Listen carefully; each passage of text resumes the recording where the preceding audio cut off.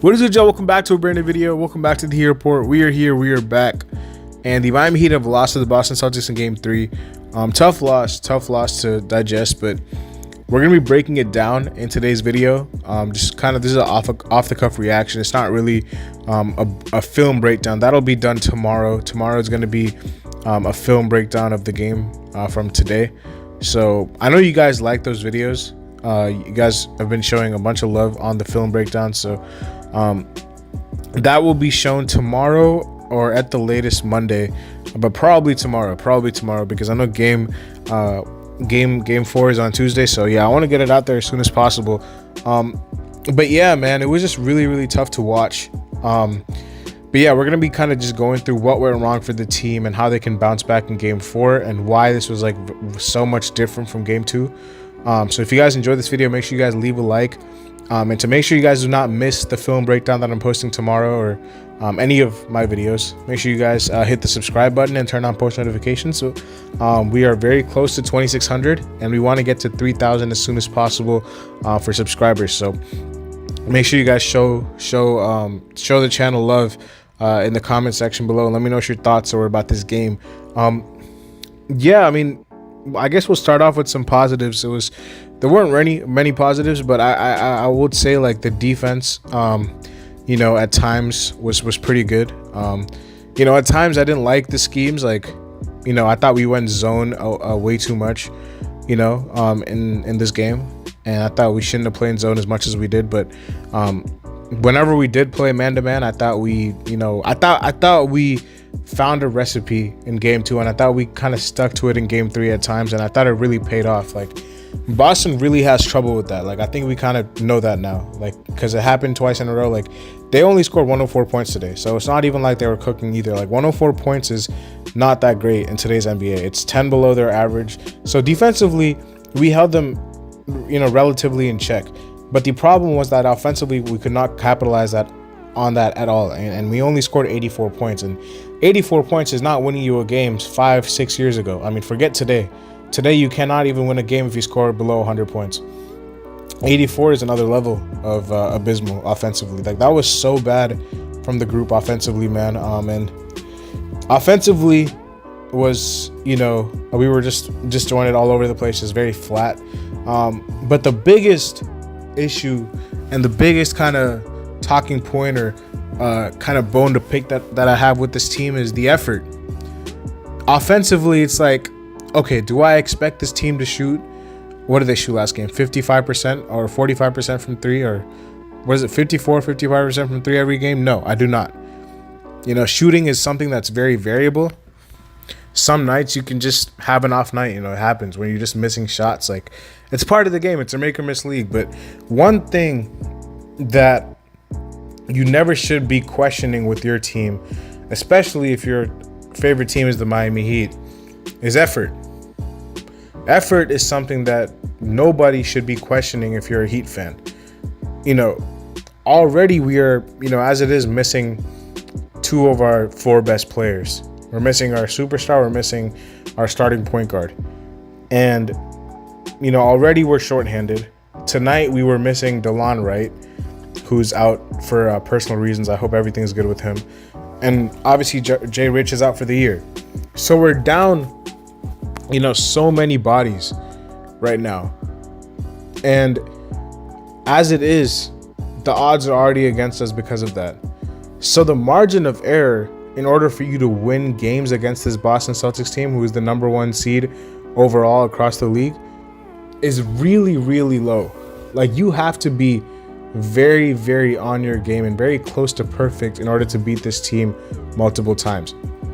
And if you miss shots, you know, if you're getting good looks and you're missing them, you know, obviously it's frustrating, but at the same time, it's like, I can't really fault players for missing shots because it's a part of the game.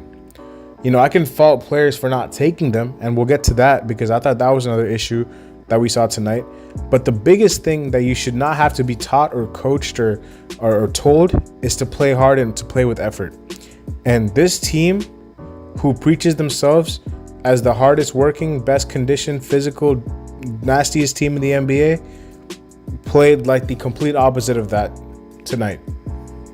It was an absolute pathetic excuse of an NBA game tonight by the Heat.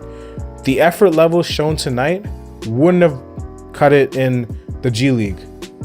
Like, that's how bad they were. I mean, we're letting guys like Peyton Pritchard, Drew Holiday get offensive rebounds consecutively. The Boston Celtics had, I believe, 17 second chance points and 24 points off turnovers. And for reference, we only had 4 points off turnovers. So they had, over 40 points from second chance points or from, fast break points off of turnovers.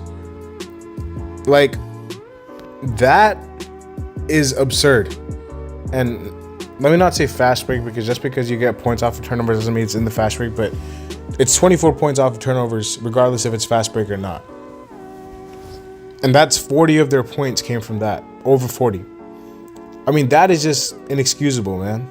Like, it's just point blank, period. Like, you cannot excuse that as a team. The Heat had, I believe, 12 turnovers, and on average, each of our turnovers led to 2 points for Boston because they had 24 points off of turnovers. So we were paying the price heavily for turning the ball over, and we were not getting back. We were not defending after we turned the ball over. And the effort levels on the glass were terrible. It was just a very, very, mediocre preseason type of effort that you saw from the Miami Heat. And everybody knew. I mean, I knew. I'm pretty sure you guys knew. I'm pretty sure everybody in that locker room knew that Boston was going to come out with energy. Boston was going to come out and try to punch us in the mouth because we embarrassed them on their home floor. We beat them shorthanded on their home floor by 10. We set a franchise record on their home floor. We had to have expected that the Boston Celtics would have come out and played aggressive and played physical and would have tried to set the tone. And it doesn't seem to me like anybody in that locker room got the memo like they should have. Even though it's really obvious that if a team that is heavily favored to win a series gets embarrassed on their home floor by a team that has no business winning against them, obviously the team who lost that game will come out and try to get revenge or try to prove a point that, listen, like, y'all can't mess with us.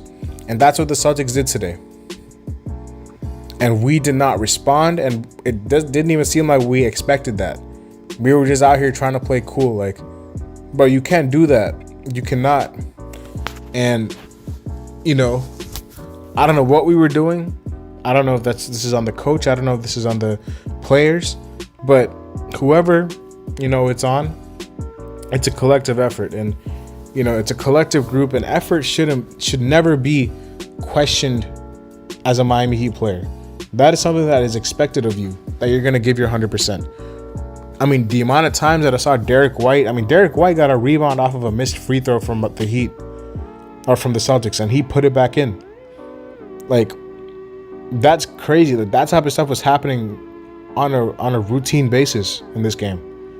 And it was so tough to watch, man. I mean, I was so disgusted by the effort of the Heat.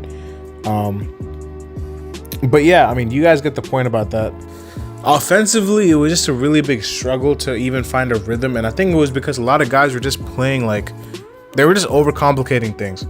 Like, I don't know why the game plan shifted from game 2 to 3 like so suddenly. Like, even though like the game plan from game 2 was perfect, guys for some reason were passing up wide open shots.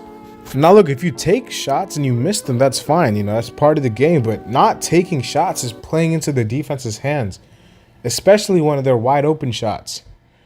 We weren't playing through Bam properly. Tyler Hero was forcing things. He wasn't in a rhythm at all. He's having a abysmal game offensively. He was turning the ball over a ton. And the Celtics made it a concerted effort to limit Tyler Hero, limit the pull-up jump shots he had. They were closing out a lot harder. I mean, these are stuff we should already have been expecting.